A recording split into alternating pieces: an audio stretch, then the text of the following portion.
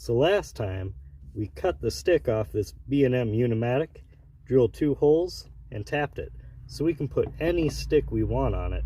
Now I don't really like the way this one looks. I think it's a little too bulky and a little bit too straight.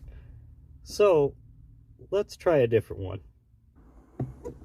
Now I think the top half of the stick might actually look pretty good now that it's a little lower and a little more canted back, which I can do by just drilling the holes offset, which I did here.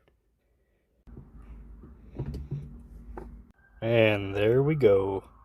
Well, you tell me, which one looks better to you? Leave it down in the comments. Catch you next time.